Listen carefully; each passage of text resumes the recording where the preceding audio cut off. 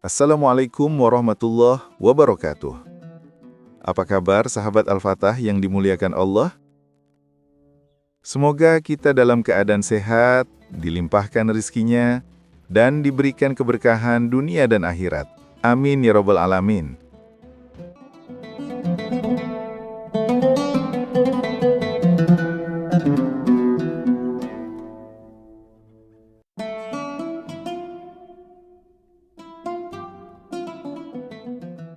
Di pasar, ada seorang pedagang emas bernama Hamid. Ia dikenal kaya raya, namun banyak yang berbisik bahwa kekayaan yang didapat dengan cara licik. Hamid memiliki sebuah batu uji yang selalu ia bawa. Setiap kali ada pembeli yang membawa emas batangan atau perhiasan untuk dijual, Hamid akan berpura-pura menguji keaslian emas tersebut dengan menggosokkannya pada batu miliknya. Maaf tuan, saya harus memastikan ini emas murni. Banyak sekali emas palsu beredar sekarang, kata Hamid seringkali. Namun, yang tidak diketahui banyak orang adalah bahwa batu uji Hamid itu bukan batu biasa. Itu adalah batu khusus yang sedikit mengikis partikel emas setiap kali digosokkan. Meskipun sangat sedikit dan hampir tidak terlihat, dengan menggosokkannya emas berkali-kali dalam sehari, Hamid bisa mengumpulkan cukup banyak serbuk emas yang kemudian ia olah kembali.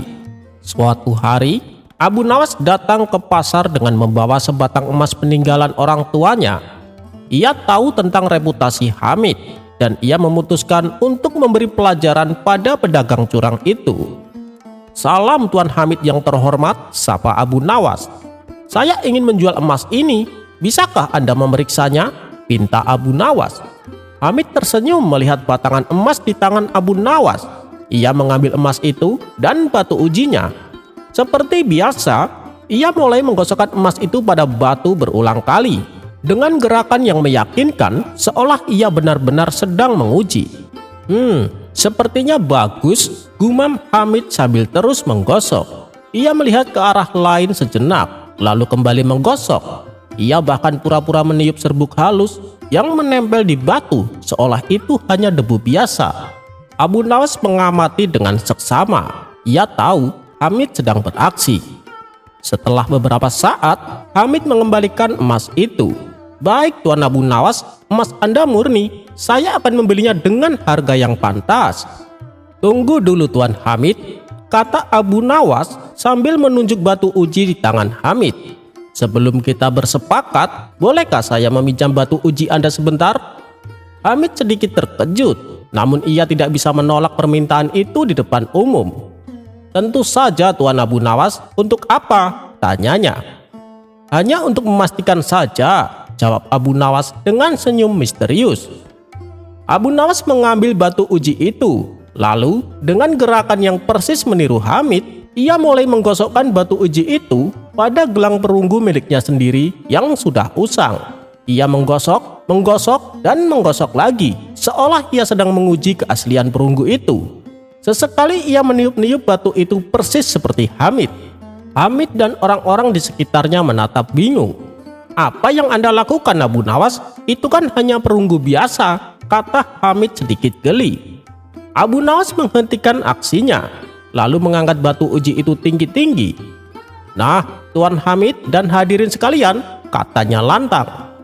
"Jika sebuah batu uji yang hebat ini bisa mengikis emas asli, maka tentu saja ia juga bisa mengikis perunggu ini. Dan coba kalian lihat." Abu Nawas menunjuk permukaan batu uji itu. Di sana, di bagian yang tadi ia gosokkan pada gelang perunggu, memang ada sedikit goresan tipis yang menunjukkan bahwa batu itu memang abrasif. "Perunggu ini milik saya Tuan Hamid," lanjut Abu Nawas. "Dan jika batu Anda bisa mengikis perunggu, apalagi emas yang lebih lunak, itu artinya setiap kali Anda menguji emas orang, sebenarnya Anda sedang mengambil sedikit demi sedikit emas mereka." Seketika suasana pasar hening. Semua mata tertuju pada Hamid. Wajah Hamid pucat pasi. Rahasianya terbongkar. Orang-orang yang pernah menjual emas kepadanya kini menatapnya dengan marah. Mereka menyadari bahwa mereka telah dicurangi selama ini. Hamid mencoba membela diri, namun suaranya tercekat. Abu Nawas telah membongkar praktik curangnya dengan cara yang jenaka namun sangat efektif, tanpa perlu berteriak atau menghina, hanya dengan meniru dan membalikkan logika Hamid sendiri. Sejak hari itu, Hamid kehilangan kepercayaannya di pasar. Batu ujinya yang licik menjadi bukti kecurangannya, dan Abu Nawas dengan kecerdikannya telah menyelamatkan banyak orang dari penipuan dan menegakkan keadilan dengan caranya yang paling unik.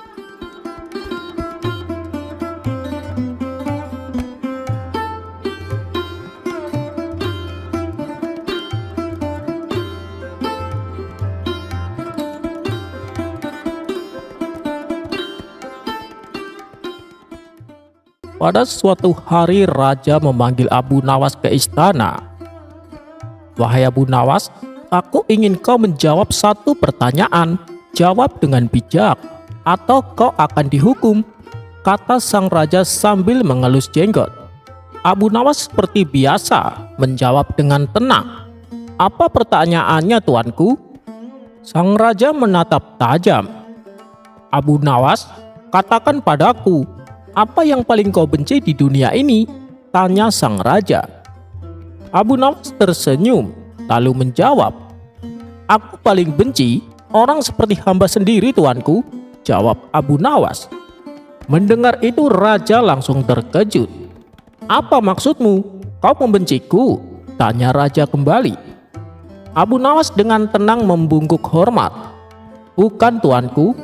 Maksud hamba adalah aku paling benci kesombongan, merasa paling benar, dan mempergunakan kuasa untuk menekan orang lain. Jika itu ada pada hamba, maka hamba membenci diri hamba sendiri," jawab Abu Nawas. Raja terdiam. Murka yang tadi mulai membara perlahan padam. Ia menatap Abu Nawas dengan tatapan bingung. "Kenapa kau tidak menjawab dengan nama seseorang saja, atau sesuatu yang jelas?" tanya raja. Abu Nawas menjawab, "Karena yang paling berbahaya bukanlah sesuatu yang terlihat, tapi yang tersembunyi di dalam hati manusia.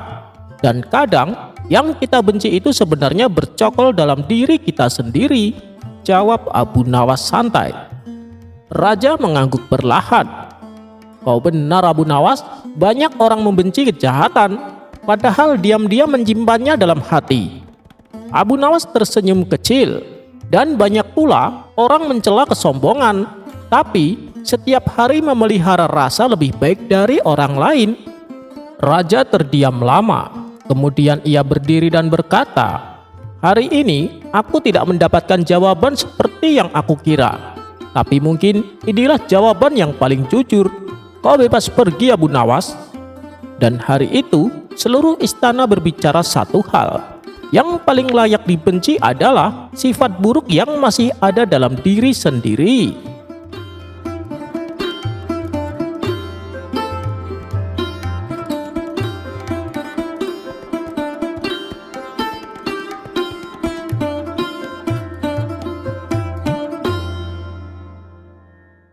Suatu ketika, Baginda Raja mendengar kabar bahwa Abu Nawas akan memberontak kerajaannya. Ia telah bersekongkol dengan kerajaan lain untuk mewujudkan keinginannya tersebut. Baginda Raja mendapatkan berita dari salah satu menterinya yang tidak suka dengan Abu Nawas. "Ini tuduhan serius, kau tidak boleh gegabah. Apa ada buktinya?" tanya Baginda Raja kepada sang menteri. "Ampun Paduka Yang Mulia, tapi saya melihat mata-mata dari kerajaan lain sering datang ke rumah Abu Nawas," jawab sang menteri. Maka untuk membuktikannya, Baginda Raja mengutus salah satu pengawal untuk mengintai rumah Abu Nawas. Dan ternyata apa yang dilaporkan sang menteri memang benar adanya. Si pengawal melihat ada tamu asing yang ke rumah Abu Nawas. Setelah diamati, tamu tersebut merupakan mata-mata dari kerajaan lain. Si pengawal pun langsung melaporkan kepada Baginda Raja. "Kurang ajar, dia telah berani mengkhianati negerinya sendiri," kata Baginda Raja geram. Tanpa membuang-buang waktu, beberapa prajurit istana diperintahkan menangkap Abu Nawas dan menyeretnya ke istana. Singkat cerita, dibawalah Abu Nawas menghadap Baginda Raja. "Paduka yang mulia, kenapa para prajurit menangkapku dengan kasar? Apa salah saya?" tanya Abu Nawas tidak terima. "Kau telah berani mengkhianati aku dan mengkhianati seluruh rakyat di negeri ini," jawab Baginda Raja. "Mengkhianati? Maksud paduka apa?" tanya Abu Nawas kebingungan. "Tak usah berpura-pura Abu Nawas, kau telah bersekongkol dengan mata-mata kerajaan lain untuk berencana memberontak kerajaan ini. Dengan ketenaranmu di negeri ini, bukan suatu hal yang sulit bagimu untuk menghasut warga agar ikut serta bersamamu," tugas Baginda Raja. Abu Nawas sempat terkejut dengan tuduhan Baginda Raja, tapi dalam hati ia juga merasa geli. Ada-ada saja paduka raja, dari mana ia dapat pikiran seperti itu, batin Abu Nawas. Dan tiba-tiba terbesit di benak Abu Nawas ingin mempermainkan Baginda Raja. "Baiklah paduka yang mulia, jika benar demikian, lalu apa yang akan paduka lakukan?" tanya Abu Nawas. Mendengar hal itu, bukan main marahnya Baginda Raja. Ia sempat tidak dapat mengendalikan emosinya. Baginda Raja pun memerintahkan kepada prajurit untuk melucuti pakaian Abu Nawas dan menggantinya dengan baju kebesaran yang seperti dipakai oleh para menteri kerajaan lengkap dengan atributnya. Baginda Raja sengaja melakukan ini sebagai ancaman kepada pejabat istana yang berani mengkhianati negerinya. Karena bagaimanapun juga, Abu Nawas termasuk orang lingkup istana. Meskipun dia bukanlah seorang pejabat. Ikat kedua tangannya, lalu arak keliling kota Baghdad agar ditonton oleh orang-orang. Setelah itu bawa dia ke tiang gantungan di lapangan untuk menjalani hukuman mati, kata Baginda Raja emosi. Dengan sigap beberapa prajurit melaksanakan perintah Baginda Raja. Setelah Abu Nawas mengenakan baju kebesaran dengan tangan terikat, ia langsung diseret untuk keliling kota. Tapi saat hendak keluar dari pintu istana, datanglah penasehat kerajaan yang merupakan sahabat dekat Abu Nawas.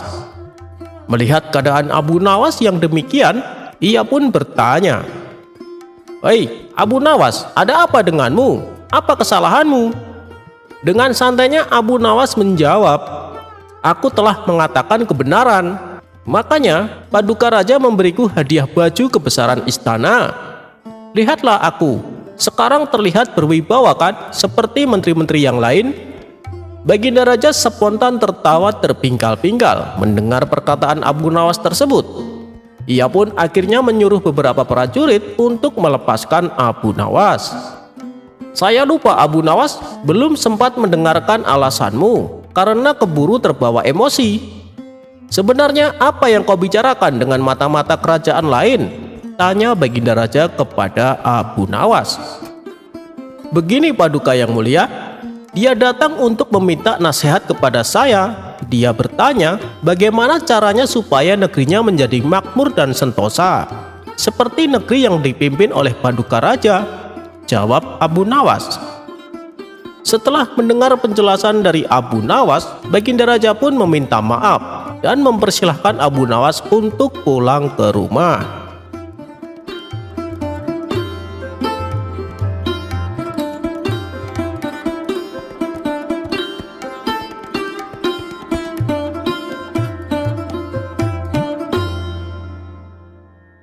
Pada suatu hari, Baginda Raja akan mengadakan pesta besar-besaran.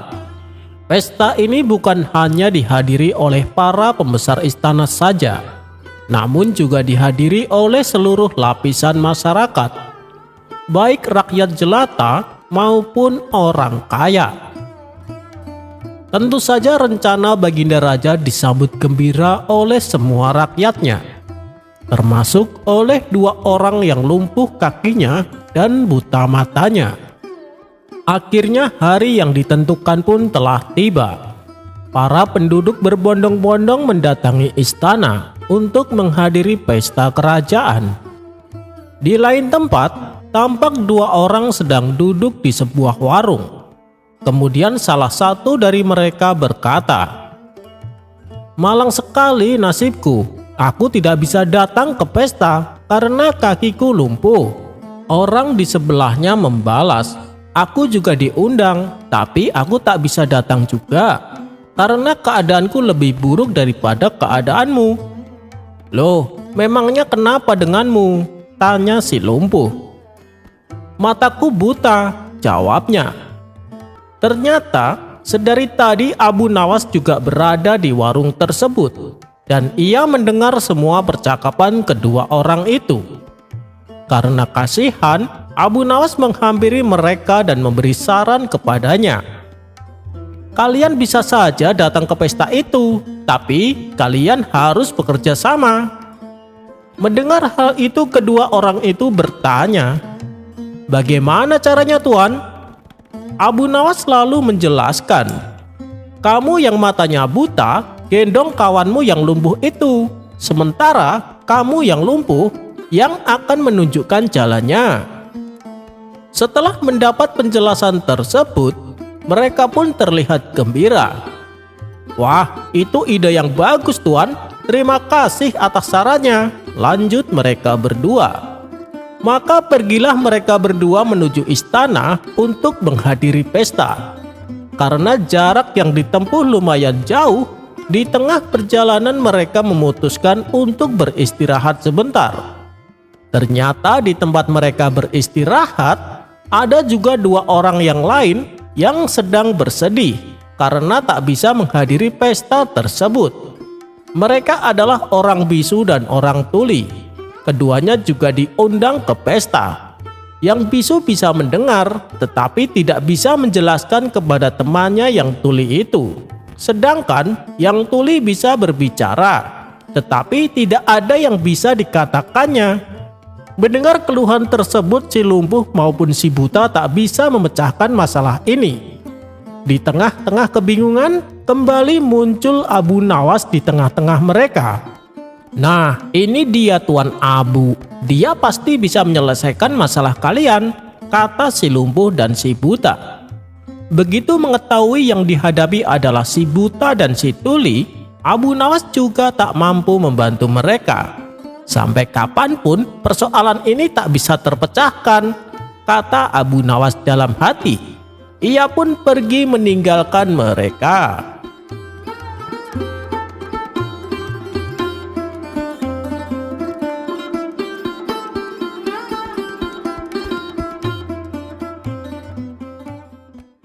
Entah sudah berapa kali Baginda Raja gagal mengerjai Abu Nawas. Meski demikian, tak menyurutkan niatnya untuk kembali melakukannya. Dan pada kisah kali ini, Baginda Raja mencoba menjebaknya dengan cara yang lain. Pada suatu hari, Abu Nawas diundang ke istana untuk menemani Baginda Raja makan malam. Tentu saja undangan tersebut disambut sukacita oleh Abu Nawas. Ia pun bergegas berangkat ke istana.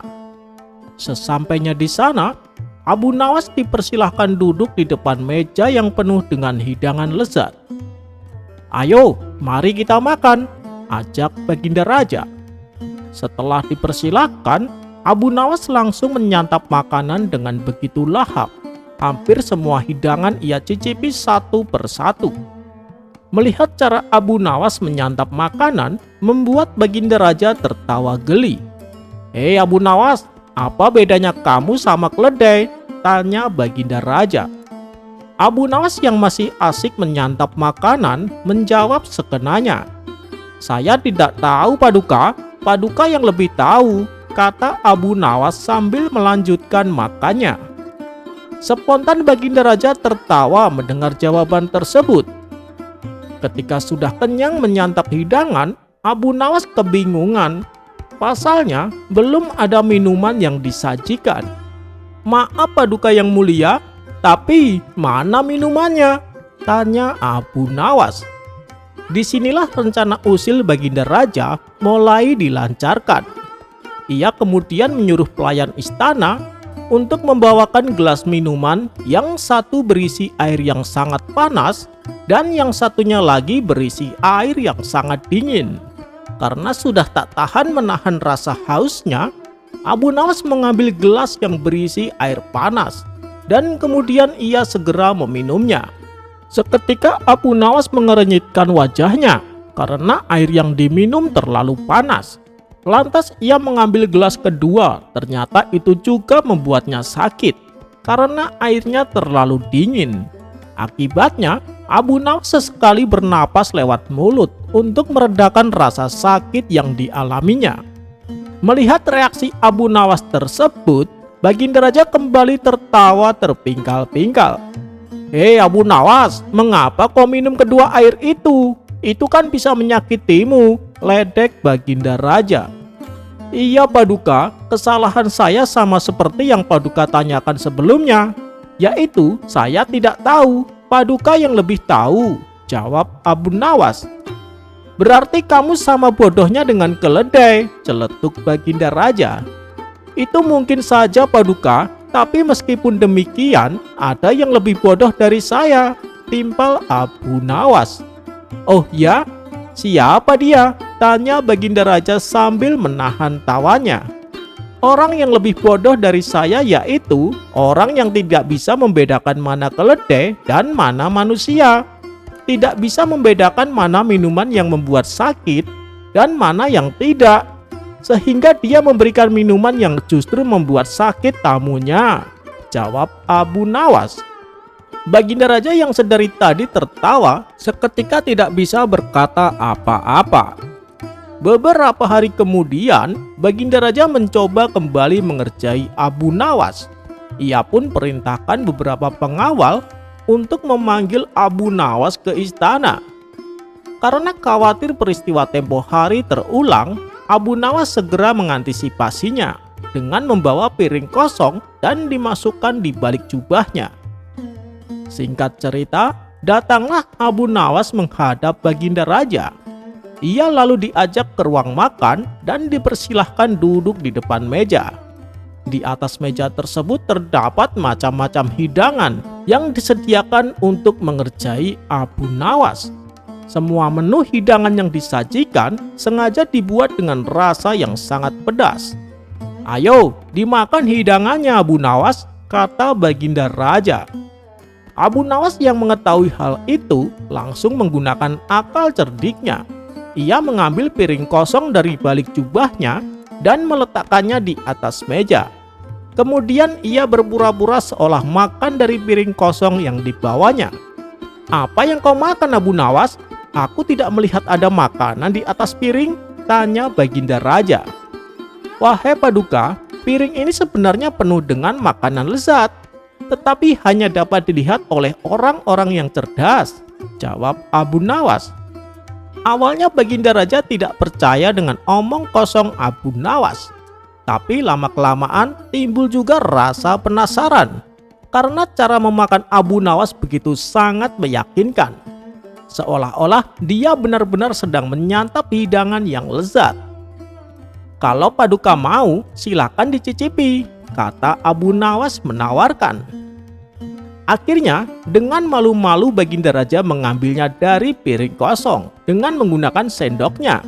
Saat ia memasukkan sendok ke mulutnya, Baginda Raja tidak merasakan apapun. "Sialan, aku ditipu sama Abu Nawas," pikir Baginda Raja. Kemudian Abu Nawas mendekat dan berbisik kepada Baginda Raja. "Paduka yang mulia, tempo hari Paduka lebih bodoh dari saya. Tapi sekarang sudah agak mendingan karena Paduka bodohnya sama seperti saya. Karena sama-sama menyantap hidangan kosong," celetuk Abu Nawas. Spontan Baginda Raja tertawa mendengarnya. "Kurang ajar kamu Abu Nawas," ujar Baginda Raja sambil terus tertawa.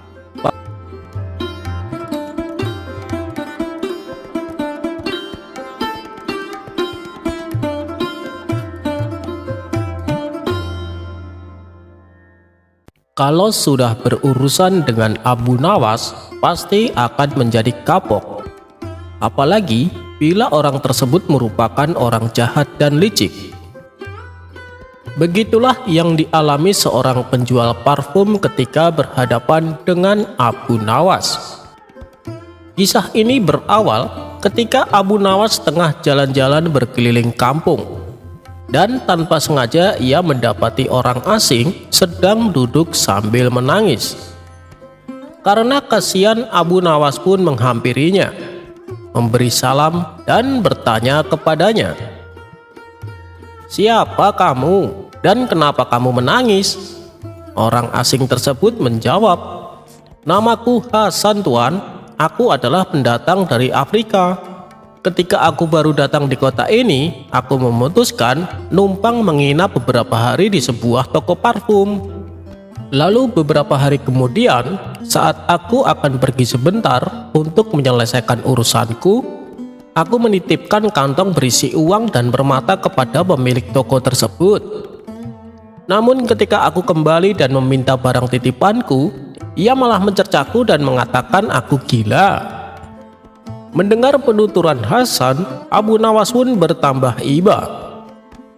"Jangan khawatir Hasan, aku akan menolongmu. Aku akan mengembalikan uang dan permatamu dengan mudah," ucap Abu Nawas. "Benarkah Tuan?" "Terima kasih Tuan karena telah bersedia menolongku," balas Hasan.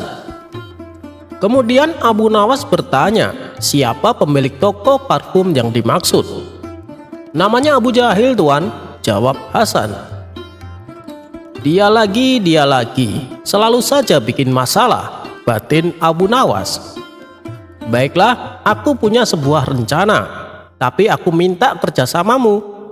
Besok aku akan mendatangi toko parfum milik Abu Jahil, dan saat aku sudah di sana, kamu segera datang untuk minta dikembalikan seluruh uang dan permatamu. Tapi ingat, kamu harus berpura-pura tidak mengenalku dan jangan mengajak bicara denganku," tutur Abu Nawas. Hasan pun setuju dan siap untuk melaksanakan perintahnya. Maka Abu Nawas pun segera menyusun siasat. Ia memecahkan kaca menjadi kecil-kecil dan memasukkannya ke dalam tas yang terbuat dari kulit. Tas tersebut lalu dijahit dengan rapat supaya tidak mudah dibuka.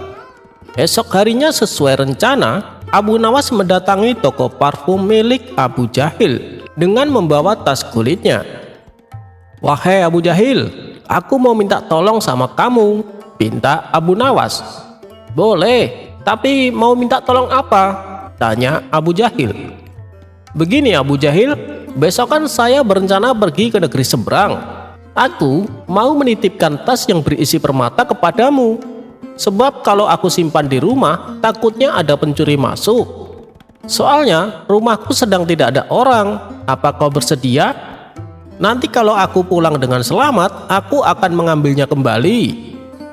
Tapi kalau dalam waktu seminggu aku tidak pulang, silahkan kau jual semua permata milikku dan hasil penjualannya gunakan untuk membangun masjid," kata Abu Nawas menjelaskan. Mendengar hal itu, Abu Jahil pun tertarik dan timbul niat jahat di hatinya. Bukankah negeri yang akan didatangi Abu Nawas sedang terjadi peperangan? Dia tak akan mungkin selamat dan semua permata bisa menjadi milikku, pikir Abu Jahil. "Oh, tentu saja Abu Nawas, aku kan sahabatmu. Kau boleh minta tolong apa saja. Apa kau bawa permata-permata itu?" tanya Abu Jahil. "Iya, aku membawa di tas ini," jawab Abu Nawas. Dan di saat Abu Nawas hendak menyerahkan tasnya, datanglah Hasan ke toko Abu Jahil. "Tuan Abu Jahil, kembalikan titipan saya," pinta Hasan. Abu Jahil sempat terkejut melihat kedatangan Hasan yang tiba-tiba itu. Kurang ajar dia, datang saat Abu Nawas menitipkan permata, gerutu Abu Jahil dalam hati. Apabila Abu Jahil tidak mengembalikannya, ia takut Abu Nawas tidak akan percaya kepadanya dan tidak jadi menitipkan permata-permatanya. Lebih baik aku kembalikan uang dan permata milik Hasan supaya Abu Nawas percaya padaku. Lagian permata milik Hasan tidak sebanyak milik Abu Nawas. Abu Jahil pun mengambil titipan milik Hasan dan mengembalikannya. Setelah mendapatkan kantongnya kembali, Hasan segera berlalu meninggalkan toko Abu Jahil. Siapa dia? Sepertinya aku baru melihatnya, tanya Abu Nawas berpura-pura. Oh, dia Hasan, orang asing dari Afrika. Dia baru beberapa hari menginap di rumahku. Ia juga menitipkan uang dan permatanya kepadaku, jawab Abu Jahil. Ternyata kamu amanah, Abu Jahil. Aku jadi tambah percaya padamu untuk menitipkan semua permataku, puji Abu Nawas. Aku ini suka menolong, Abu Nawas, meskipun orang yang aku tolong baru aku kenal beberapa hari. Apalagi sama kamu, Abu Nawas, aku kan sudah lama mengenalmu. Tentu saja aku dengan senang hati menolongmu, tutur Abu Jahil. Baiklah Abu Jahil, aku mau pergi dulu. Ini aku serahkan tasnya, kata Abu Nawas berpamitan. Abu Jahil pun menerimanya. Hati-hati di sana Abu Nawas, doaku selalu menyertaimu, balas Abu Jahil. Selepas kepergian Abu Nawas, Abu Jahil langsung membuka tasnya dengan merobek bagian atasnya. Betapa kecewanya Abu Jahil setelah mendapati isinya hanya berupa serpihan kaca. Sialan, Abu Nawas telah menipuku, gerutu Abu Jahil. Sementara Hasan yang sudah mendapatkan barangnya kembali menemui Abu Nawas untuk mengucapkan terima kasih. Sekalian berpamitan pulang ke negerinya, dan tak lupa Hasan juga memberikan hadiah sebagai tanda rasa terima kasih.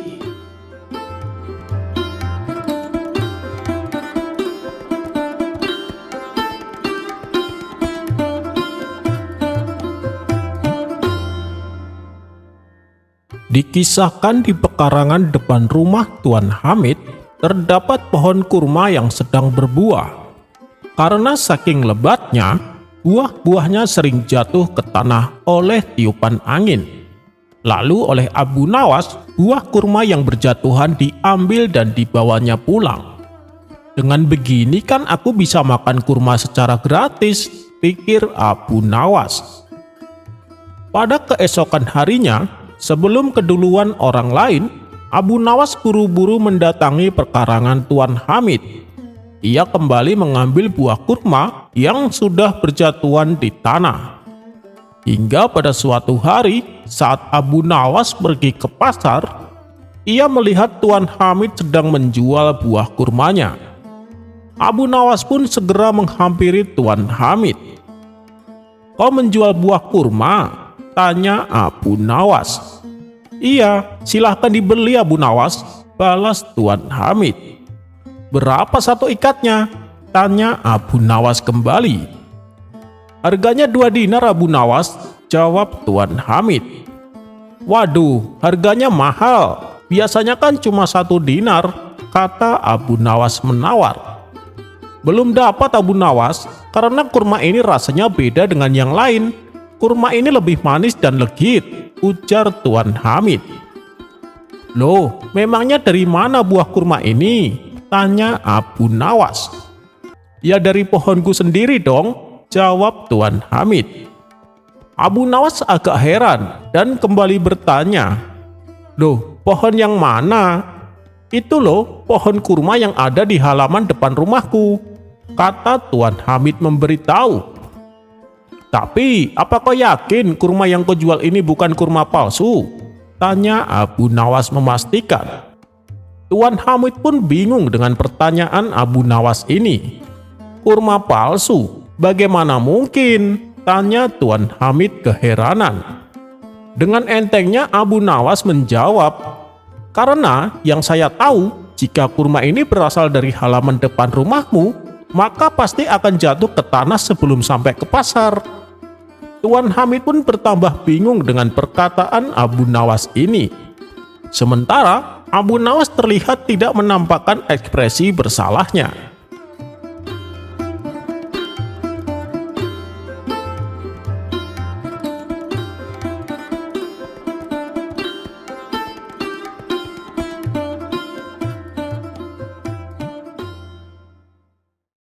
Kalau sudah berurusan dengan Abu Nawas, pasti akan menjadi kapok. Apalagi bila orang tersebut merupakan orang jahat dan licik. Begitulah yang dialami seorang penjual parfum ketika berhadapan dengan Abu Nawas. Kisah ini berawal ketika Abu Nawas tengah jalan-jalan berkeliling kampung, dan tanpa sengaja ia mendapati orang asing sedang duduk sambil menangis. Karena kasihan, Abu Nawas pun menghampirinya, memberi salam dan bertanya kepadanya, "Siapa kamu dan kenapa kamu menangis?" Orang asing tersebut menjawab, "Namaku Hasan, Tuan. Aku adalah pendatang dari Afrika. Ketika aku baru datang di kota ini, aku memutuskan numpang menginap beberapa hari di sebuah toko parfum. Lalu beberapa hari kemudian, saat aku akan pergi sebentar untuk menyelesaikan urusanku, aku menitipkan kantong berisi uang dan permata kepada pemilik toko tersebut. Namun ketika aku kembali dan meminta barang titipanku, ia malah mencercaku dan mengatakan aku gila." Mendengar penuturan Hasan, Abu Nawas pun bertambah iba. "Jangan khawatir Hasan, aku akan menolongmu. Aku akan mengembalikan uang dan permatamu dengan mudah," ucap Abu Nawas. "Benarkah Tuan?" "Terima kasih Tuan, karena telah bersedia menolongku," balas Hasan. Kemudian Abu Nawas bertanya, siapa pemilik toko parfum yang dimaksud. "Namanya Abu Jahil Tuan," jawab Hasan. Dia lagi, selalu saja bikin masalah," batin Abu Nawas. "Baiklah, aku punya sebuah rencana, tapi aku minta kerjasamamu. Besok aku akan mendatangi toko parfum milik Abu Jahil. Dan saat aku sudah di sana, kamu segera datang untuk minta dikembalikan seluruh uang dan permatamu. Tapi ingat, kamu harus berpura-pura tidak mengenalku dan jangan mengajak bicara denganku," tutur Abu Nawas. Hasan pun setuju dan siap untuk melaksanakan perintahnya. Maka Abu Nawas pun segera menyusun siasat. Ia memecahkan kaca menjadi kecil-kecil dan memasukkannya ke dalam tas yang terbuat dari kulit. Tas tersebut lalu dijahit dengan rapat supaya tidak mudah dibuka. Esok harinya sesuai rencana, Abu Nawas mendatangi toko parfum milik Abu Jahil dengan membawa tas kulitnya. "Wahai Abu Jahil, aku mau minta tolong sama kamu," pinta Abu Nawas. "Boleh, tapi mau minta tolong apa?" tanya Abu Jahil. "Begini Abu Jahil, besok kan saya berencana pergi ke negeri seberang. Aku mau menitipkan tas yang berisi permata kepadamu. Sebab kalau aku simpan di rumah, takutnya ada pencuri masuk. Soalnya rumahku sedang tidak ada orang. Apa kau bersedia? Nanti kalau aku pulang dengan selamat, aku akan mengambilnya kembali. Tapi kalau dalam waktu seminggu aku tidak pulang, silahkan kau jual semua permata milikku, dan hasil penjualannya gunakan untuk membangun masjid," kata Abu Nawas menjelaskan.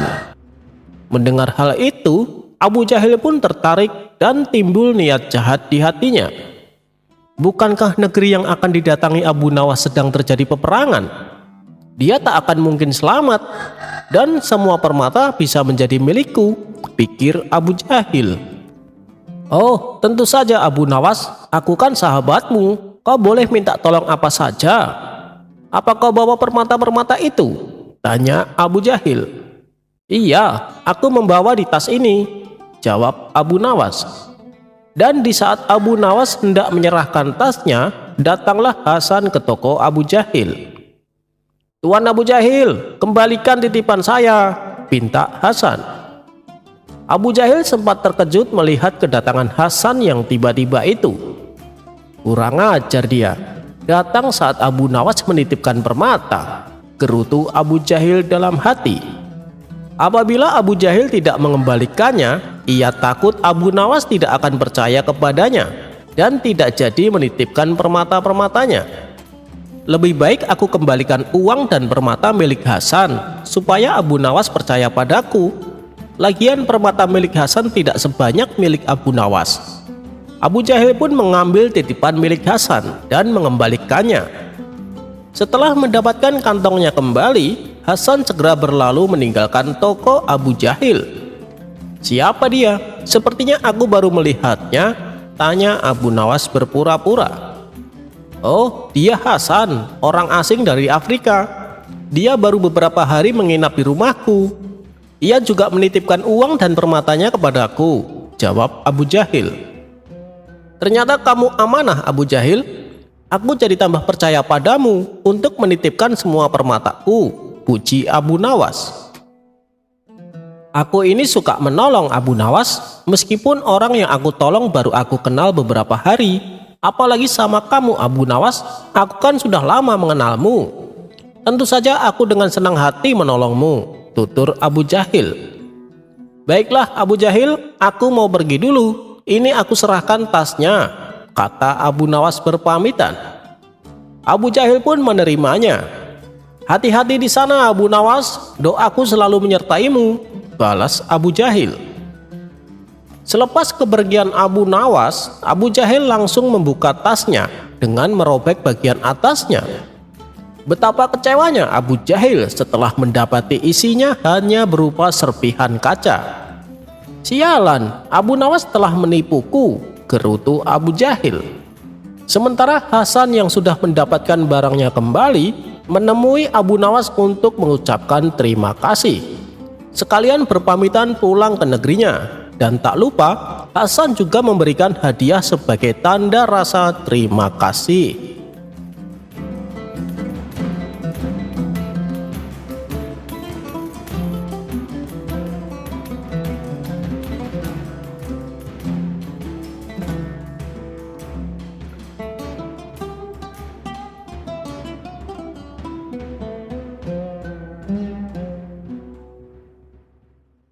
Pada suatu hari, Baginda Raja dan para menteri tampak sedang berkumpul di istana.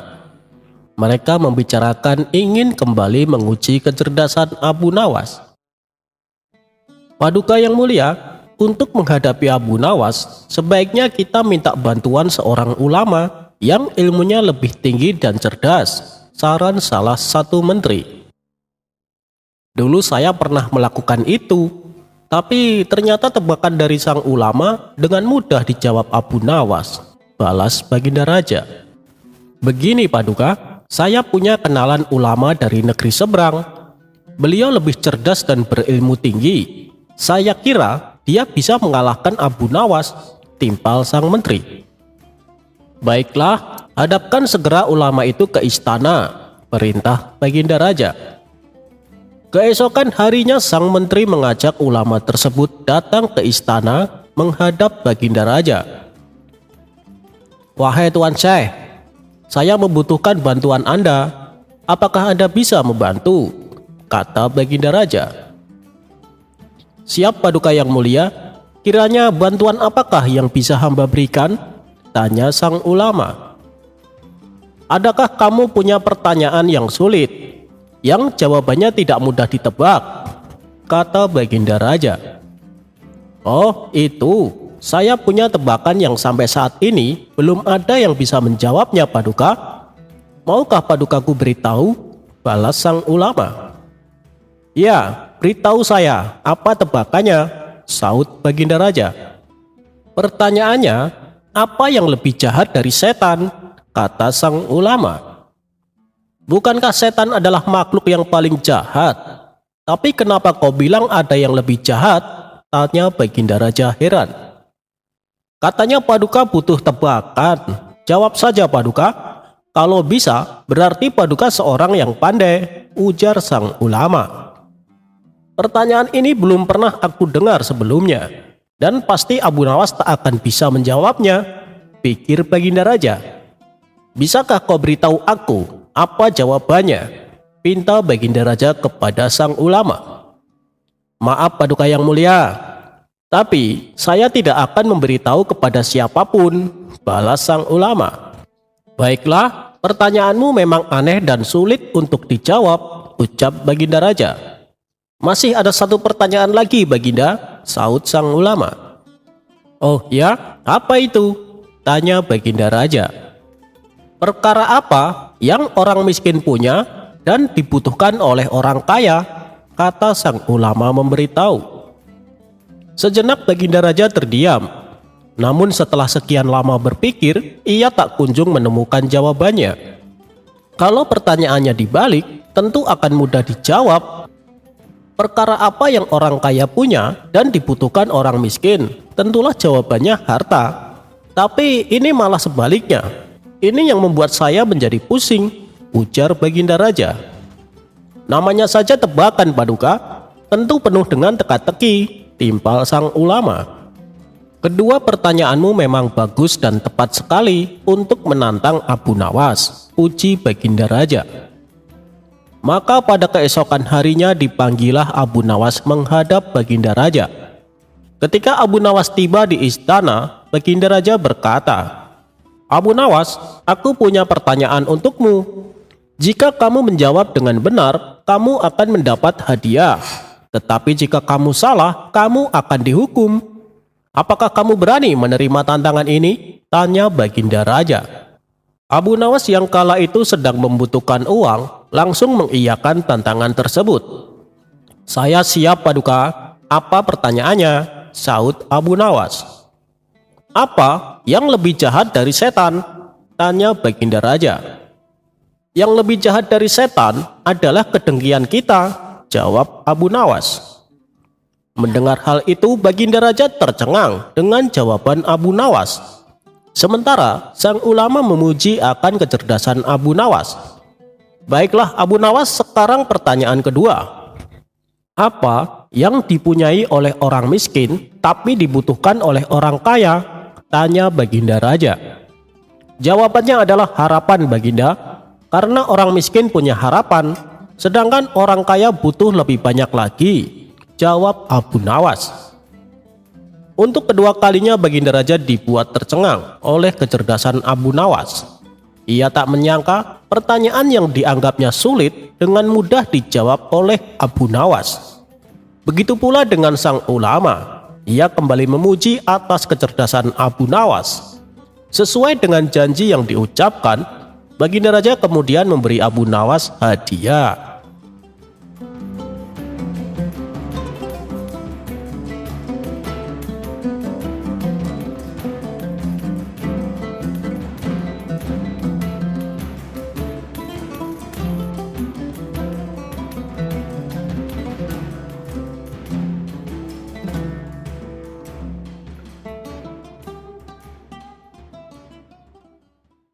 Dikisahkan, ada ulama terkenal yang pintar dalam ilmu agama.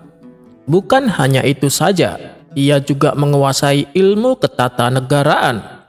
Wajar bila dirinya sampai diangkat menjadi penasehat istana oleh Baginda Raja. Seiring berjalannya waktu, usia ulama ini pun semakin menua, dan ia bermaksud ingin mengundurkan diri sebagai penasehat istana. Baginda Raja berulang kali menolak niat dari sang ulama. Tapi karena keputusannya sudah bulat, Baginda Raja tak mampu mencegahnya.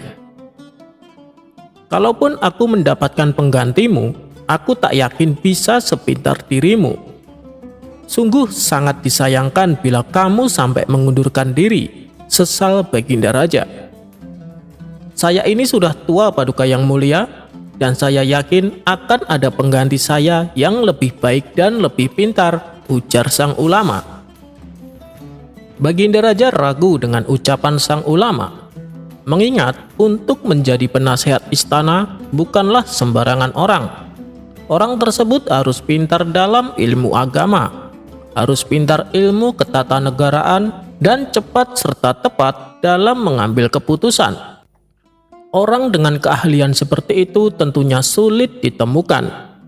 Baginda Raja pun bertanya kepada sang ulama, "Lalu bagaimana caranya supaya aku tahu kalau penggantimu lebih pintar dan cerdas darimu?" tanya Baginda Raja. "Itu mudah saja, Paduka, karena saya sudah menyiapkan 4 pertanyaan. Bagi siapa saja yang bisa menjawab pertanyaan ini, saya yakin orang tersebut pasti pintar dan ia pantas menggantikan posisi saya sebagai penasehat istana," balas sang ulama. "Berarti kalau ada yang ingin jadi penasehat istana, harus bisa menjawab ke-4 pertanyaanmu," tanya Baginda Raja kembali. Benar sekali, Paduka, jawab sang ulama tegas. Sesulit apa sih pertanyaan itu? Coba katakan padaku, saya ingin tahu. Baginda Raja, pertanyaan pertama adalah, apa yang paling benar dan dibenarkan oleh semua orang? Pertanyaan kedua, apa yang paling menipu di antara yang paling menipu? Lalu pertanyaan ketiga, apa yang paling menguntungkan di antara yang paling beruntung? Dan pertanyaan terakhir, apa yang paling berharga di antara yang paling berharga? Kata sang ulama memberitahu. Pertanyaanmu sulit sekali. Apa kamu yakin ada yang bisa menjawabnya? Tanya Baginda Raja. Di atas langit masih ada langit, Paduka. Di seantero negeri Baghdad ini pasti ada orang yang lebih pintar dariku, dan saya yakin orang tersebut bisa dengan mudah menjawabnya, tutur sang ulama. Baiklah, kalau begitu, sekarang juga umumkan sayembara bahwa kerajaan membuka lowongan jadi penasehat istana, titah Baginda Raja. Maka disebarlah sayembara tersebut di seluruh negeri Baghdad. Sayembara ini sontak membuat gempar seluruh masyarakat.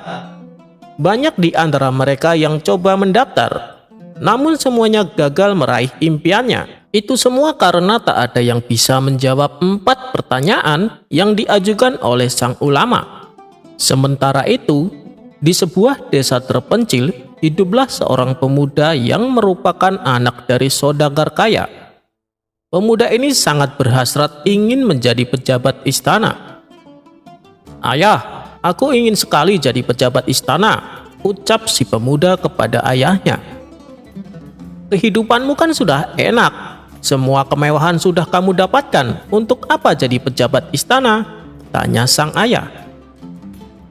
"Kalau saya jadi pejabat istana, nanti saya pasti akan disegani orang-orang. Mereka semua akan membungkuk hormat bila berpapasan denganku," jawab si pemuda. Sang ayah hanya tersenyum mendengarnya. "Apa kamu yakin ingin jadi pejabat istana?" tanya sang ayah memastikan. "Iya ayah, saya ingin sekali. Tapi kemana aku harus meminta bantuan supaya aku bisa menjawab semua keempat pertanyaan yang diajukan?" tanya si pemuda. "Kamu pergilah ke kota Baghdad dan cari orang yang bernama Abu Nawas. Dia itu ulama sufi. Dia tahu semua jawabannya," balas sang ayah. Maka berangkatlah pemuda ini meninggalkan kampung halaman. Ia pergi ke kota Baghdad untuk mencari keberadaan Abu Nawas. Singkat cerita, si pemuda berhasil menemukan Abu Nawas. Dia pun mengatakan maksud dan tujuannya. "Hei anak muda, apa kamu bersungguh-sungguh dengan keinginanmu?" tanya Abu Nawas. "Iya Tuan Abu," jawab si pemuda. "Baiklah, keinginanmu akan saya penuhi, tapi ada syaratnya. Untuk jawaban pertama, kamu harus ikut aku selama 3 hari, ujar Abu Nawas. Tanpa pikir panjang, pemuda itu mengiyakan ajakan Abu Nawas. Si pemuda lalu diajak pergi ke sebuah masjid mengisi waktunya dengan ibadah. Abu Nawas dan si pemuda iktikaf selama 3 hari di sana. 3 hari pun telah selesai. Si pemuda kemudian menagih janji kepada Abu Nawas untuk jawaban pertanyaan pertama. "Tuan Abu, apa jawaban untuk pertanyaan pertama? Apa yang paling benar dan dibenarkan oleh semua orang?" tanya si pemuda itu kepada Abu Nawas. "Jawabannya adalah kematian," jawab Abu Nawas. "Terima kasih Tuan Abu. Lalu untuk pertanyaan kedua, apa jawabannya?" tanya si pemuda kembali. "Bila ingin tahu jawaban untuk pertanyaan kedua, kamu harus mengikuti aku selama 40 hari. Apakah kamu sanggup?" tantang Abu Nawas. Si pemuda sempat bimbang dengan syarat yang kedua. "Apakah tidak ada cara lain Tuan Abu?" tawar si pemuda. "Itu terserah kamu mau apa tidak, syaratnya hanya itu saja," jawab Abu Nawas.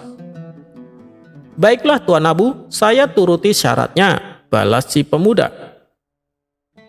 Selama 40 hari bersama Abu Nawas, banyak pelajaran ilmu dan pengalaman yang didapatkan oleh si pemuda.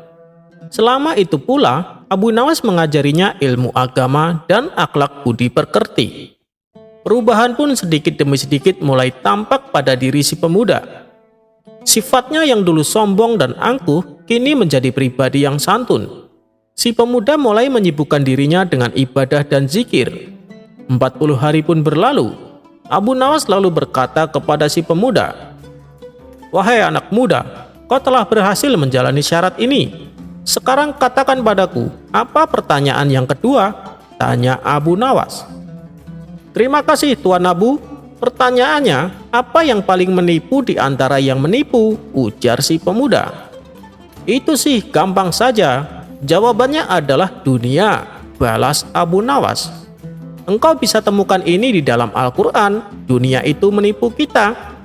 Segalanya yang kita usahakan siang malam, bahkan sampai lupa waktu, pada akhirnya akan kita tinggalkan saat kematian kita datang. Harta yang kita pakai di alam kubur hanyalah selembar kain kafan. Apakah kamu tahu kenapa dunia dianggap rajanya penipu?" tanya Abu Nawas. "Tidak tahu Tuan Abu," jawab si pemuda. "Sebab jika ada orang menipu kita, maka pada kesempatan kedua kita tidak akan tertipu oleh orang yang sama. Tapi dunia ini telah menipu dan menghancurkan manusia terdahulu dan manusia sampai akhir zaman kelak. Kita terus sibuk dengan urusan duniawi sampai lupa akhirat, padahal Allah sudah mengingatkan, jangan terperdaya oleh dunia. Dunia hanyalah main-main. Dunia hanyalah kesenangan semu. Tapi kita tetap saja tertipu.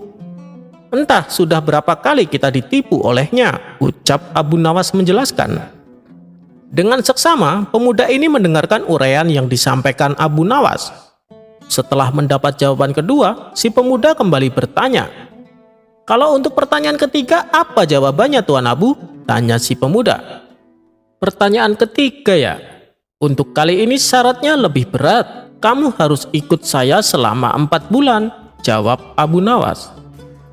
Sesaat si pemuda merasa bimbang. Tapi karena hasratnya ingin menjadi pejabat masih menggebu, ia pun menerima persyaratan tersebut. Selama 4 bulan, Abu Nawas mengajak si pemuda melakukan perjalanan dakwah. Selama 4 bulan itu pula, keimanan dan ketakwaan si pemuda semakin dalam. Di samping ilmu agamanya kian bertambah, sifat-sifat baik dari dalam dirinya mulai tumbuh subur. Panca inderanya mulai terjaga dari maksiat dan dosa. Pada akhirnya, perjalanan selama 4 bulan pun telah selesai. "Sekarang sampaikan padaku, apa pertanyaan yang ketiga?" ucap Abu Nawas.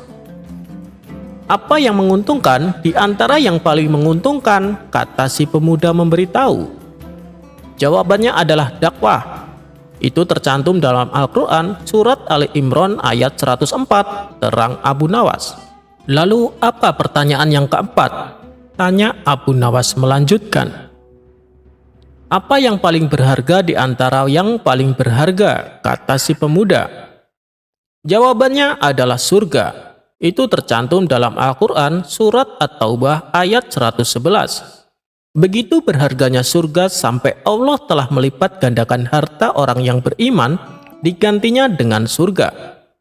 Di surga ada bidadari yang jika meneteskan air liurnya ke lautan, maka seluruh lautan di dunia akan menjadi manis, tutur Abu Nawas. Setelah memberikan penjelasan itu, Abu Nawas bertanya kepada si pemuda, "Sekarang, masihkah keinginanmu untuk menjadi pejabat istana?" tanya Abu Nawas. Dengan beruraian air mata, pemuda itu menjawab, "Tidak Tuan, ambisiku terhadap dunia sudah hilang. Aku hanya ingin fokus beribadah. Selama ini aku sudah terlena oleh kemewahan dunia, sampai aku melupakan Allah Tuhanku, dan aku ingin menebus semua kesalahanku," jawab si pemuda. Abu Nawas pun tersenyum bahagia melihat perubahan sikap pada diri si pemuda. "Jadi karena alasan itukah Tuan Abu selalu menolak tawaran raja untuk jadi pejabat istana?" tanya si pemuda. "Benar wahai anak muda," jawab Abu Nawas. Kemudian si pemuda pamit pulang kembali ke kampung halamannya. Di sana ia kini menjadi pemuda yang alim dan rajin bersedekah. Sementara ulama yang berniat mengundurkan diri masih tetap menjabat sebagai penasehat istana. Sebab belum ada seorang pun yang bisa menjawab keempat pertanyaannya.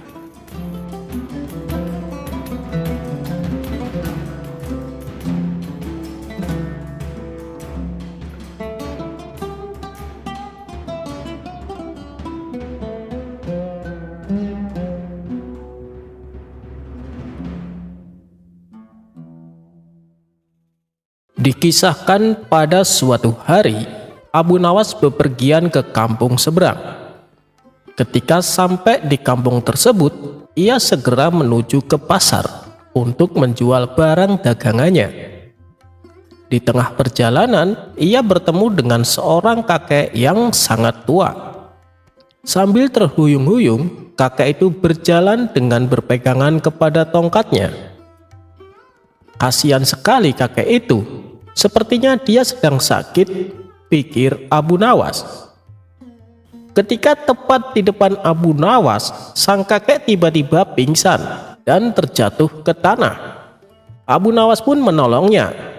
Setelah diberi minum oleh Abu Nawas, sang kakek akhirnya tersadar. "Kek, rumah kakek di mana? Biar saya antar pulang," kata Abu Nawas. "Terima kasih wahai orang baik, rumahku tak jauh dari sini," jawab sang kakek. Kemudian Abu Nawas mengantarkan kakek tersebut ke rumahnya. Melihat sang kakek dihantar oleh orang tak dikenal, keluarganya menjadi panik. "Ada apa dengan ayah kami?" tanya mereka. "Dia tadi pingsan di jalan," jawab Abu Nawas. "Begitu ya? Terima kasih atas bantuannya Tuan, silahkan langsung dibawa masuk saja," balas mereka.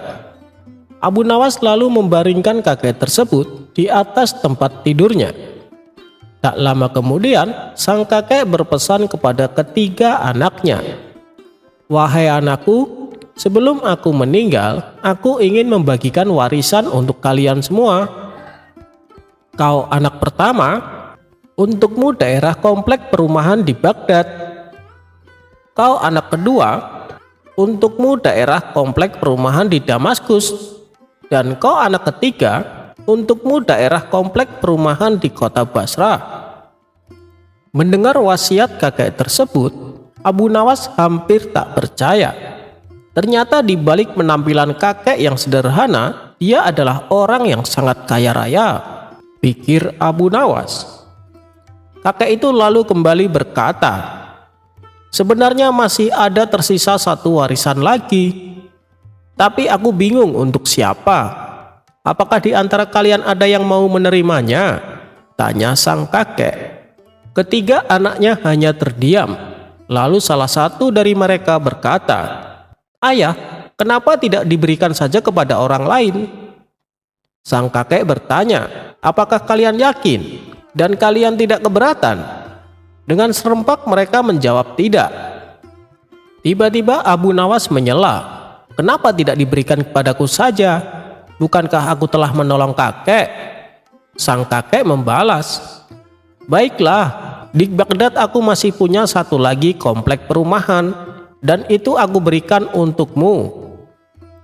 Singkat cerita, beberapa hari kemudian si kakek meninggal dunia. Kabar itu pun sampai ke telinga Abu Nawas. Kemudian ia segera pergi menuju rumah keluarga kakek tersebut. Setibanya di sana, Abu Nawas meminta hak waris yang telah dijanjikan oleh mereka. "Tuan, ambillah kurma ini dan Tuan ikut kami," kata mereka sambil menyerahkan kantong yang berisi buah kurma. Abu Nawas pun menerimanya dan berjalan mengikuti ketiga saudara tersebut. Setelah sampai di komplek perumahan yang dimaksud, mereka berkata kepada Abu Nawas, "Tuan, ini adalah bagian warisan untuk Tuan. Silahkan Tuan jualan kurma di tempat ini." Abu Nawas merasa bingung dengan perkataan mereka. "Maksudnya bagaimana? Yang aku minta adalah jatah warisan buatku," tanya Abu Nawas. Ya inilah warisan yang Tuan dapatkan. Ayah kami mewariskan rute jualan kurma. Ayah kami semasa hidupnya berprofesi sebagai penjual kurma keliling, jelas mereka. Mendengar itu, Abu Nawas hanya bisa melongo.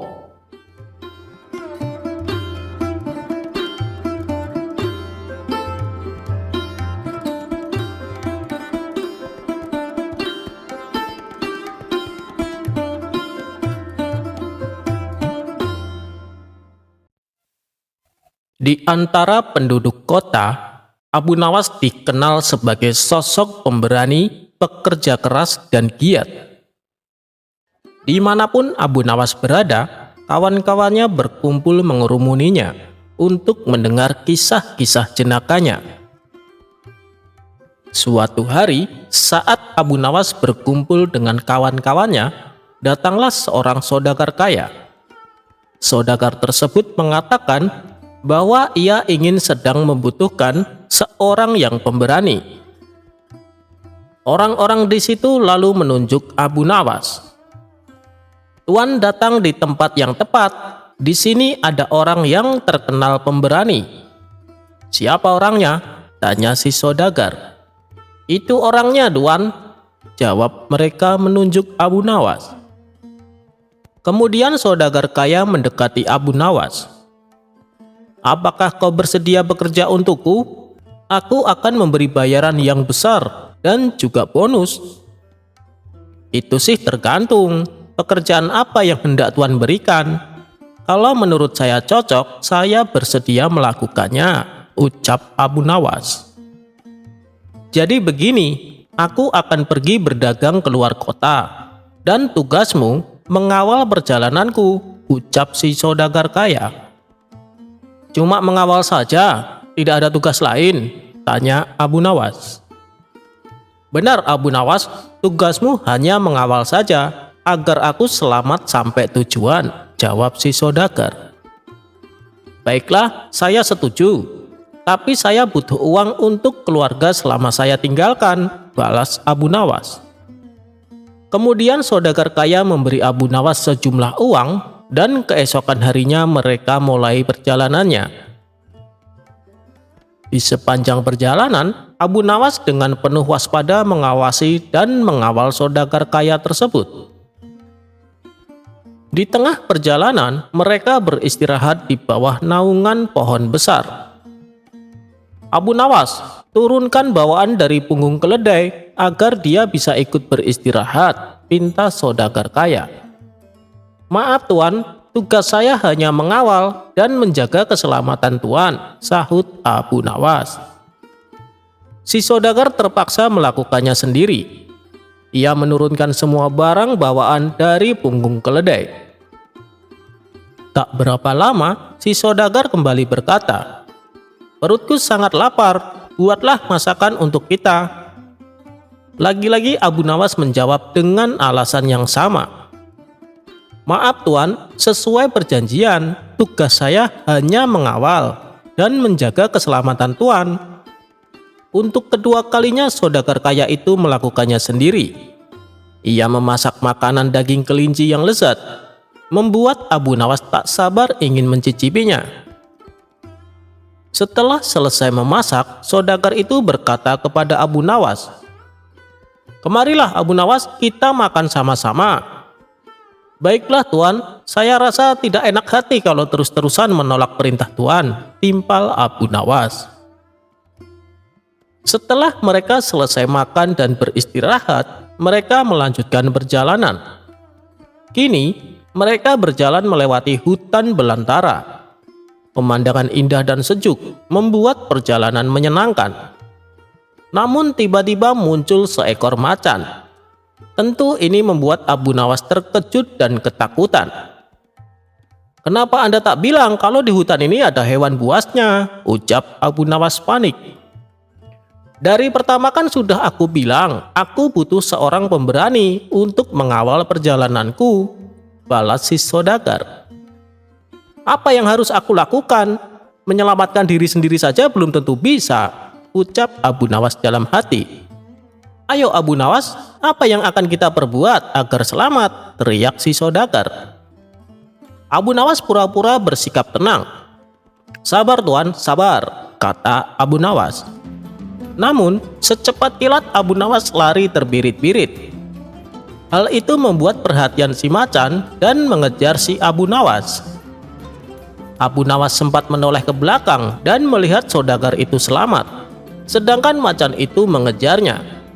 Setelah merasa macan itu sudah jauh, si saudagar melanjutkan perjalanan bersama keledainya. Sementara Abu Nawas terus berlari menyelamatkan diri. Saat ia melewati sungai, tiba-tiba seekor buaya hendak menyerangnya. Tapi buaya tersebut diserang oleh macan yang mengejar Abu Nawas tadi. Akhirnya kedua binatang buas saling berkelahi, dan Abu Nawas pun lolos dari kejaran macan. Dalam kondisi kehabisan tenaga, Abu Nawas tiba di kampungnya. Dia menghirup napas dalam-dalam. "Alhamdulillah, aku bisa selamat," ucapnya. Tak lama kemudian, kawan-kawannya menghampiri Abu Nawas dan menanyakan apa yang telah terjadi.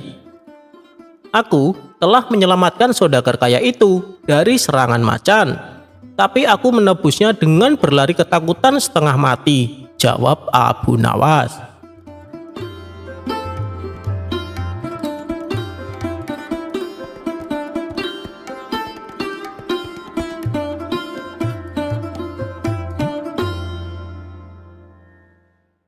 Abu Nawas menangkap pencuri dengan sebatang tongkat.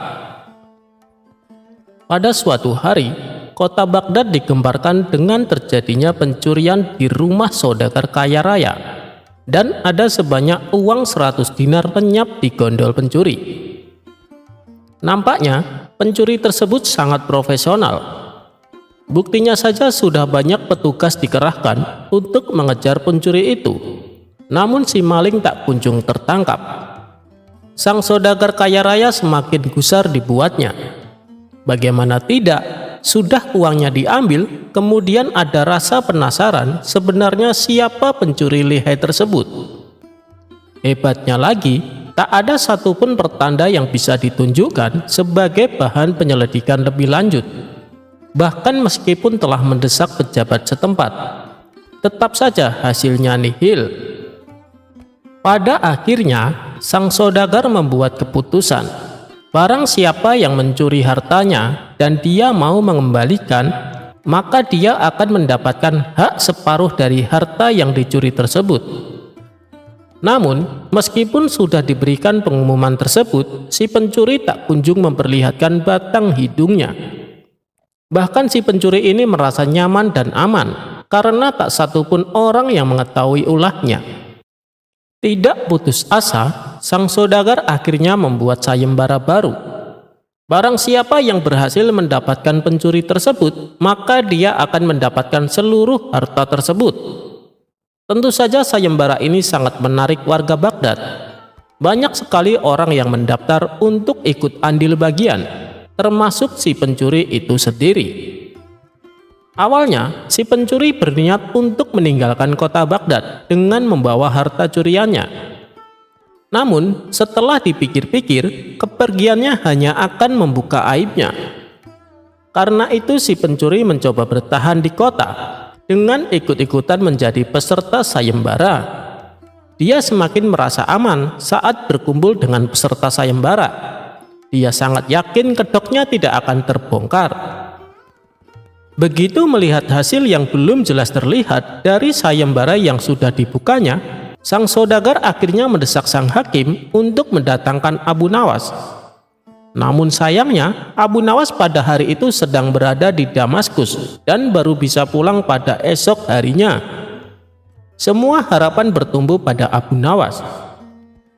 Kasak-kusuk begitu gencar di kalangan warga. Mereka menebak apakah Abu Nawas mampu menguak teka-teki tersebut. Sementara itu, si pencuri hatinya menjadi ciut karena dia tahu bagaimana kemampuan Abu Nawas dalam memecahkan masalah. Pada keesokan harinya, Abu Nawas datang dengan membawa tongkat banyak sekali. Dan kemudian dia membagikan tongkat-tongkat tersebut kepada semua yang hadir sambil berpesan, "Tongkat-tongkat ini sudah saya mantrai, kalian bawa pulang. Besok bawa kembali ke sini, Jika salah satu di antara kalian pencurinya, maka tongkat akan bertambah 1 telunjuk. Yang bukan pencuri, maka tidak usah khawatir, ujar Abu Nawas. Kemudian semua warga pun pulang, dan si pencuri bingung mikirin bagaimana caranya biar bisa lolos keesokan harinya. Setelah memeras otak, dia memutuskan untuk memotong tongkat tersebut sepanjang telunjuk jarinya. Singkat cerita, keesokan harinya semua warga berkumpul dan mengembalikan tongkat kepada Abu Nawas. Pada saat menerima tongkat dari pencuri tersebut, Abu Nawas langsung menangkapnya karena tongkatnya menjadi lebih pendek. Kemudian si pencuri diadili dengan seadil-adilnya. Akhirnya Abu Nawas berhak menerima uang 100 dinar tersebut. Namun uang tersebut dibagikan kepada fakir miskin di kotanya.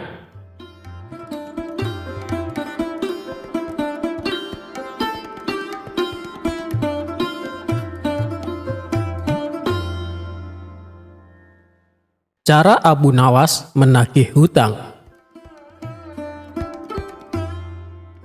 Rumah Abu Nawas konon pernah didatangi Abu Jahil yang terkenal pelit. Ia lalu menjelaskan tujuan kedatangannya. Dia ingin meminjam 100 dinar. Tentu saja Abu Nawas terkejut mendengarnya. "Dari mana saya mendapatkan uang sebanyak itu?" kata Abu Nawas. "Ayolah, aku yakin kamu pasti ada. Pinjami aku selama sebulan," pinta Abu Jahil mengadu. Awalnya, Abu Nawas tidak mau mengabulkan permintaan Abu Jahil. Namun, karena terus-menerus didesak, Abu Nawas tidak bisa menolak. "Tapi harus janji, hanya sebulan saja," kata Abu Nawas mengingatkan. "Ya, saya berjanji Abu Nawas, bulan depan kebun saya akan panen. Saya pasti akan mengembalikan uang pinjaman ini," jawab Abu Jahil. Singkat cerita, setelah 1 bulan, Abu Jahil tidak pernah mengembalikan uang tersebut. Padahal saat itu kebun Abu Jahil memiliki hasil panen yang melimpah ruah. "Payah Abu Jahil, dia tidak menepati janjinya," batin Abu Nawas. Karena membutuhkan uang, Abu Nawas terpaksa pergi ke rumah Abu Jahil untuk menagih hutangnya. "Bagaimana dengan janjimu Abu Jahil? Katanya kamu akan mengembalikan uang itu dalam waktu sebulan," kata Abu Nawas. Abu Jahil menjawab bahwa dia tidak bisa membayar hutangnya. Ia beralasan bahwa uang hasil kebunnya digunakan untuk mengobati saudaranya yang sakit. "Jangan khawatir Abu Nawas, saya pasti akan membayar bulan depan," kata Abu Jahil.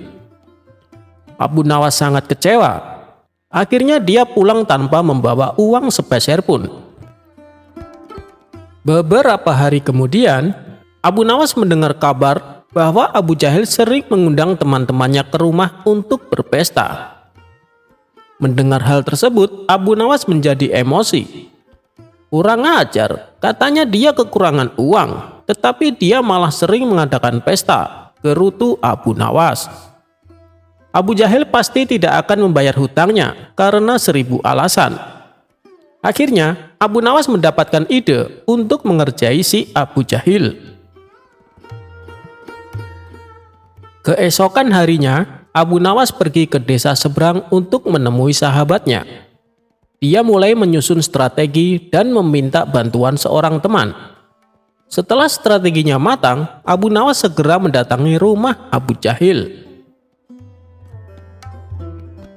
"Mengapa kamu di sini Abu Nawas? Aku kan sudah bilang jika mengembalikannya uang itu bulan depan," kata Abu Jahil. "Jangan salah paham Abu Jahil, aku di sini bukan untuk menagih hutang. Aku ingin mengajakmu bertemu dengan orang pintar," jawab Abu Nawas. "Ada perlu apa memangnya?" tanya Abu Jahil penasaran. "Begini Abu Jahil, di desa seberang katanya ada dukun persugihan yang bisa membuat kita kaya. Aku ingin mencobanya di sana," jawab Abu Nawas. "Benarkah? Oke Abu Nawas, aku ikut. Aku juga ingin kaya," kata Abu Jahil girang mendengar adanya tawaran dukun persugihan itu. Singkat cerita, Abu Nawas dan Abu Jahil tiba di rumah dukun pesugihan tersebut. Setelah memanggil keduanya, dukun itu bertanya, "Apa yang kamu lakukan di sini?" Abu Nawas kemudian mengutarakan keinginannya agar ia ingin kaya tanpa bekerja. "Ah, itu mudah, tapi ada syaratnya loh," kata sang dukun. "Apa syaratnya, Mbah?" tanya Abu Nawas. "Syaratnya harus ada yang dikorbankan. Tapi jangan khawatir, korbannya tidak harus dari keluarga, orang lain juga bisa dikorbankan. Tapi orang lain itu adalah orang yang terkait dengan hartamu," jawab sang dukun. "Apa maksudmu? Aku tidak mengerti," tanya Abu Nawas lagi. "Ya, misalnya siapapun yang berhutang uang kepadamu, orang itu dapat digunakan sebagai korban, meskipun dia bukan anggota keluargamu," jawab sang dukun. "Bagaimana jika orang itu tidak mau, Mbah?" tanya Abu Nawas. "Kamu tidak perlu minta izin kepada orang tersebut. Nanti ia akan jadi korban tanpa ia sadari dan tiba-tiba mati dengan mengerikan," kata Mbah Dukun menjelaskan. "Aku mengerti, Mbah, aku setuju," jawab Abu Nawas sambil memandang Abu Jahil. Abu Jahil yang merasa dikorbankan langsung gemetar. Dukun itu kemudian mengajari Abu Nawas mantra sebagai ritual. Tengah malam, setelah kembali dari rumah dukun, Abu Nawas berkata di tengah jalan, "Abu Jahil, kamu tidak perlu mengembalikan hutang 100 dinar, saya ikhlas." Mendengar hal itu, Abu Jahil langsung ketakutan. "Jangan Abu Nawas, akan saya kembalikan uangmu nanti. Tepatnya ketika saya sampai rumah, nanti akan segera aku kembalikan," kata Abu Jahil dengan ketakutan. "Bukannya kemarin kamu mengatakan bahwa kamu kehabisan uang?" goda Abu Nawas. "Saya masih punya banyak uang Abu Nawas, aku hanya membohongimu," kata Abu Jahil. Akhirnya Abu Jahil segera mengembalikan uang pinjamannya kepada Abu Nawas di hari itu juga, sejumlah 100 dinar. Setelah diselidiki, terungkap bahwa dukun yang didatangi Abu Nawas dan Abu Jahil adalah sahabat Abu Nawas. Taktik ini sengaja diatur oleh Abu Nawas dan kawannya tersebut agar Abu Jahil segera melunasi utangnya. Cerdas sekali Abu Nawas.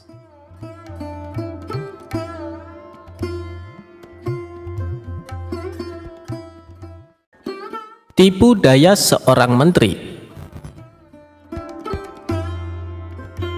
Dengan menggunakan metode pengajaran yang khusus, ternyata Abu Nawas juga bisa menyulap seekor keledai yang dungu menjadi pintar membaca. Meski keledai ini tetap memiliki kekurangan dibandingkan dengan manusia.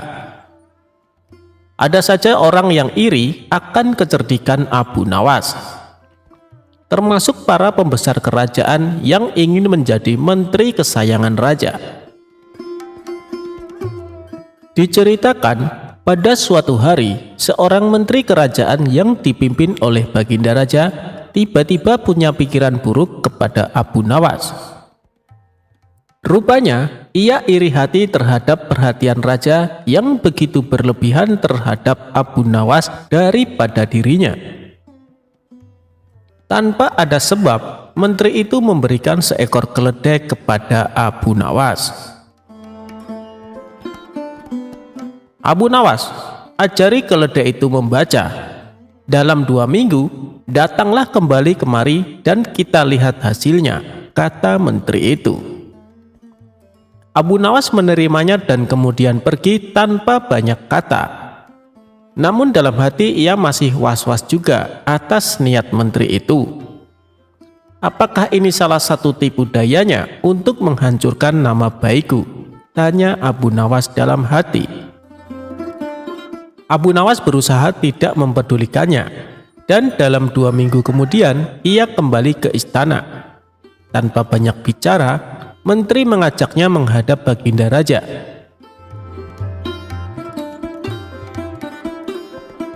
"Baginda, akan aku tunjukkan siapa sebenarnya diriku ini," kata menteri itu dengan lantang. "Hai menteri, ada apa dengan dirimu?" bentak Baginda Raja. "Tenang Baginda, hari ini Baginda akan tahu kecerdasan akal saya sebenarnya mengungguli kecerdasan Abu Nawas, ucap menteri tersebut. Apalagi yang akan dibuat oleh menteri ini, kata Abu Nawas dalam hati. Baiklah, jika salah satu dari kalian menang, maka ia berhak mendapatkan sekantung dinar ini. Tetapi bagi yang kalah, ia akan dihukum 3 bulan di penjara, titah sang raja. Tanpa bisa mengelak, Abu Nawas terpaksa menyanggupi permainan aneh itu. Tiba-tiba, menteri itu menunjuk ke sebuah buku besar. Coba buktikan jika keledai itu bisa membaca. Bukankah engkau cerdas dalam segala hal? Kata menteri kepada Abu Nawas. Abu Nawas lalu menggiring keledainya ke buku itu dan membuka sampulnya.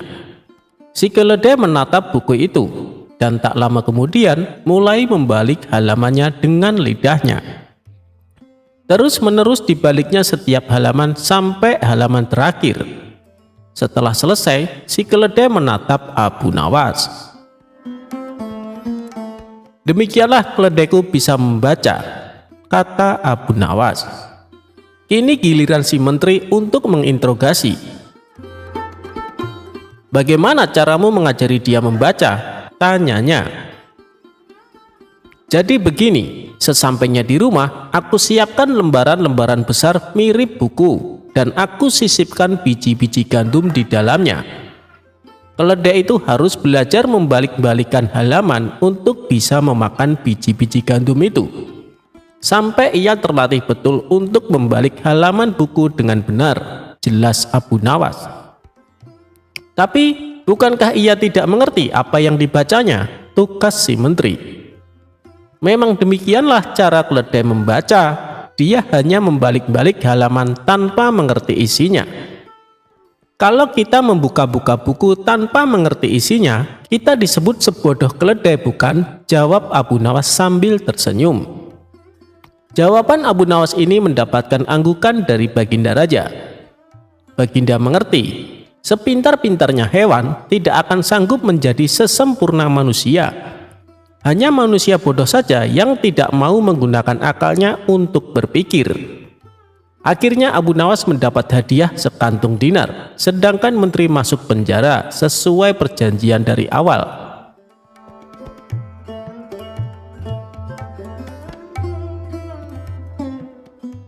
Prajurit sombong kena batunya.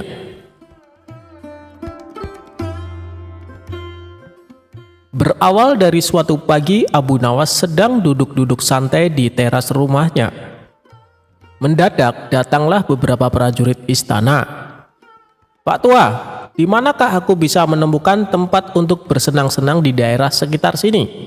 Tanya seorang prajurit yang ternyata komandan prajurit.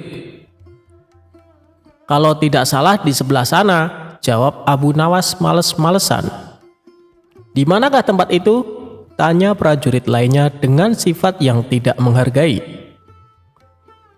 Pergilah ke arah sana lurus tanpa belok-belok, maka kalian akan menjumpai tempat untuk bersenang-senang, jawab Abu Nawas.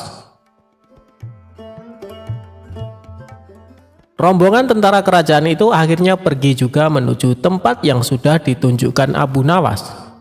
Setelah beberapa saat, kagetlah mereka semua karena tempat yang mereka cari tidak ditemukan, kecuali hanya pemakaman yang sangat luas. Tentu saja hal ini membuat para prajurit berang, karena merasa telah ditipu oleh Abu Nawas.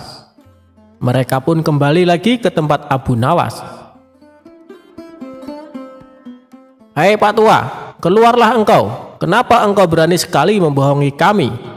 Tanya sang komandan yang tidak tahu kalau yang diajak bicara itu sebenarnya Abu Nawas, si penasehat kerajaan. Siapakah engkau ini berani sekali membohongi kami? Tanya salah seorang prajurit. Aku adalah Abdi, jawab Abu Nawas. Abu Nawas terkesan asal bicara. Komandan dan para prajurit merasa geram dan marah. Prajurit, tangkap dia! Perintah komandan kepada para anak buahnya. Engkau akan kubawa ke panglima kami, tambah komandan kepada Abu Nawas. Rupanya Abu Nawas dihadapkan ke Panglima kerajaan. "Wahai Panglima, kami telah menangkap seorang pembohong yang berani membohongi pasukan kerajaan," kata komandan melaporkan. Panglima bersikap biasa saja. Bahkan dia memerintahkan kepada prajurit untuk melepaskan borgol di tangan Abu Nawas. Komandan dan para prajurit terkejut dan merasa heran. Setelah itu Panglima mendekati Abu Nawas. "Tuan, maafkan perbuatan anak buahku ini ya," kata Panglima itu dengan sangat sopan. Panglima dan Abu Nawas sudah saling mengenal. Mereka seringkali bertemu ketika sang khalifah mengundang ke istana. Betapa terkejutnya sang komandan dan para prajurit. Perasaan sombong dan congkak yang tadi menyelimuti mereka seakan berubah menjadi rasa takut. "Wahai Tuan Abu Nawas, sebenarnya kebohongan apa yang mereka sangkakan kepadamu?" tanya Panglima. "Wahai Panglima, mereka memintaku menunjukkan tempat untuk bersenang-senang. Tentu saja aku tunjukkan kuburan, karena kuburan adalah tempat yang lebih baik bagi orang-orang yang taat kepada Allah Subhanahu wa Ta'ala. Di sana pula dia akan mendapat hidangan yang nikmat dari Allah Subhanahu wa Ta'ala, terbebas dari rasa fitnah dan kejahatan manusia dan makhluk lainnya," jawab Abu Nawas serius. Panglima tersenyum mendengar penjelasan Abu Nawas. Komandan istana lantas buru-buru mendekati Abu Nawas. "Maafkan hamba Tuan Abu Nawas, andai saja hamba mengetahui bahwa Tuan adalah Tuan Abu Nawas, tentu kami tidak akan berani membawa Tuan ke hadapan Panglima," kata komandan lagi. "Wahai komandan, apakah aku telah membohongi kalian? Bukankah aku berkata benar? Aku adalah abdi, dan setiap orang adalah abdi Allah Subhanahu wa Ta'ala, termasuk kalian semuanya," tutur Abu Nawas. "Anda benar tuanku," jawab komandan dengan malu hati.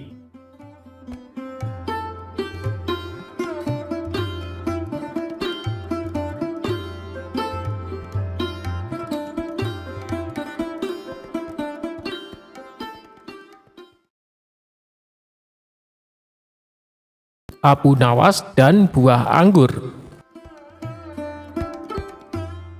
Pada suatu hari, hakim di istana telah wafat karena suatu penyakit. Raja menyuruh orang yang dikenalnya menjadi hakim baru di istana. Semua orang mengira hakim tersebut akan kejam dan bengis kepada para rakyat. Tak lama kemudian, hakim baru datang ke istana. Beberapa rakyat yang melihat hal tersebut pun datang ke istana dengan membawakan buah sebagai tanda selamat. Hakim bertanya kepada seluruh rakyat yang datang, "Di mana Abu Nawas?" "Kami tidak tahu Tuan Hakim," jawab salah satu rakyat. Kemudian, setelah selesai dari istana, beberapa orang memberitahu Abu Nawas mengenai hakim baru. Setelah mengetahui hal tersebut, Abu Nawas pergi ke istana dengan membawa buah-buahan di atas nampan. Sayangnya, ketika di jalan semua buahnya jatuh menggelinding. Abu Nawas berusaha mengambil semua buah-buahannya. Karena cukup kesal dan lelah, Abu Nawas memakan semua buah-buahan hingga tersisa 1 butir buah. 1 butir buah tersebut dibawanya ke istana. Dan hakim baru yang melihat Abu Nawas menyambutnya dengan hangat. Kemudian Abu Nawas mempersembahkan 1 butir buah yang dia bawa. Dengan hal itu, ternyata hakim malah senang. "Meskipun hadiahmu sederhana, kamu berhak menerima hadiah yang besar dariku," ucap hakim. Hakim kemudian meminta prajurit untuk memberikan 1 kantong uang yang banyak. Abu Nawas senang dengan pemberian hakim baru. Kemudian dia kembali pulang ke rumah. Sesampainya di rumah, Abu Nawas menceritakan semuanya kepada istrinya. Setelah diberitahu, istrinya menyarankan Abu Nawas untuk memberikan buah yang lebih banyak lagi kepada hakim agar mendapatkan uang yang banyak. Keesokan harinya, Abu Nawas membawa buah nanas di keranjang yang telah dia persiapkan. Saat di jalan, Abu Nawas bertemu dengan temannya. "Kamu mau kemana Abu Nawas?" tanya temannya. Aku mau ke istana bertemu dengan Tuan Hakim, jawab Abu Nawas. Apakah nanas yang kau bawa itu untuk Tuan Hakim? Tanya temannya. Ya, tentu, kata Abu Nawas. Teman Abu Nawas menyarankan dia untuk memberikan buah anggur saja, agar lebih pantas diterima oleh hakim baru. Abu Nawas setuju dengan saran temannya. Kemudian dia pergi ke pasar untuk membeli anggur terbaik di sana. Akhirnya, sampailah Abu Nawas ke istana, dan hakim baru menyambutnya dengan hangat. Setelah mengetahui buah yang dibawa Abu Nawas, hakim sangatlah marah. Kamu tahu kan, saya paling benci dengan buah anggur, ucapnya penuh dengan emosi. Kemudian hakim meminta prajurit untuk melempari buah anggur ke Abu Nawas. Ketika dilempari buah anggur, Abu Nawas malah berkata, "Alhamdulillah." Mendengar ucapan Abu Nawas berkali-kali, hakim merasa heran. Kemudian dia bertanya kepada Abu Nawas, "Abu Nawas, kenapa kamu terus mengucapkan Alhamdulillah ketika dilempari buah anggur?" tanya hakim. "Begini Tuan Hakim, awalnya aku ingin membawa 1 keranjang buah nanas untuk Tuan Hakim.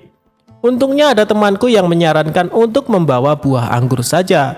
Bayangin coba kalau buah nanas yang dilemparkan bisa benjol kepala saya," jawab Abu Nawas cengengesan.